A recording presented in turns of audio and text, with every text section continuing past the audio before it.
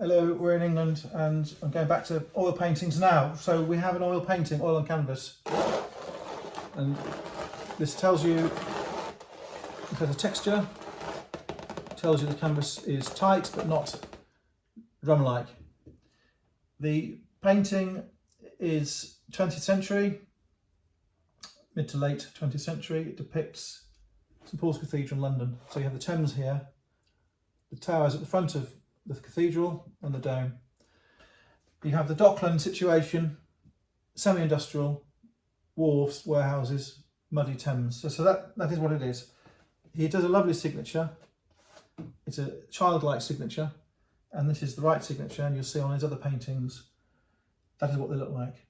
It is framed in a wooden frame with mouldings and a fake gilt effect, some damage to the frame, and I think it's a nice frame. I think it would have been the frame put on when it was painted. The artist is apparently has, I've looked him up, he apparently has some royal patronage in England and is well liked, and you will see there's quite a lot of his pictures. So it's a large picture, it's a nice wooden frame, it's an interesting identifiable scene. Pictures of London are very popular. It's it smells of London. It looks that's what it looks like. It's painted in a 20th century manner. And as I say, it has a very nice texture, and the artist is confident, he's got on with the job, filled the canvas, and if you're not in London and you have this, it connects you to London. If you're in London, you live in one of these houses, it's a lovely thing to have. So we'll look at the back. The canvas is on a stretcher with spacers and spreaders, and as I say, it's a solid wooden frame, it's not MDF, it's not plastic. It has a George Roney label. You can look that up on the National Portrait Gallery website. Perhaps Roney has one, I don't know. And you can date it from the stamp. I haven't bothered. If I had to guess, I would say 1975. Just a guess. I haven't even looked up when the artist was alive. So it's got everything you want to see. I haven't been touched since it was framed. 20th century pictures, very popular. Are they a good investment? Yes. Are they going to go up? Yes. Have they been going up? Yes. Will it go up a lot? Yes.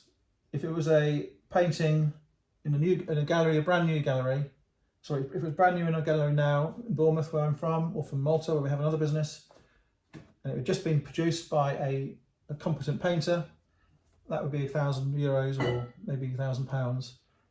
So it's good value in those terms, but I think you're getting a name which will become fixed. It's in its ascendancy. I think that the subject is good, and you can buy the old. We have the old pictures too. We have the religious ones, the Madonnas, and all those sort of things. We have the watercolours. Hundreds and hundreds and hundreds of watercolours. We haven't even put them on the internet. It's got so many of them. I haven't got time to do it. But I think that the mileage and appreciation in some of the older stuff is limited depending on who painted it. Certainly the anonymous watercolours are very hard to sell. I have a pile here to show you. This is just one day stock coming in. There's maybe 20 pictures there. You can't determine easily what they are unless you take them out of the frame. So it's a really laborious job. They have to be deframed. You have to look at the watercolour margins. You have to look for pinholes to see if it was painted on easel. You have to look for annotations, which can be on the front or the back or the sides. And sometimes we're lucky and we find a really good picture. Sometimes we're not. But this is the nature of the business. People have them framed, and sometimes when these are framed, they're framed for aesthetic reasons. But the framer from 1960 or 70 will just frame it, won't bother to write down who it's by. So you can see it's a needle in a haystack type business. But with this one, we know what it is. I do recommend this one. And we have quite a lot of more recent pictures, and that is what the market is certainly demanding. If you go to a sale room now, general sale, people are not coalescing around the Victorian paintings or the Georgian paintings. Walk past them. This is what they want. This is because this is what people want in their homes. This is what the designers buy, the home furnishers buy.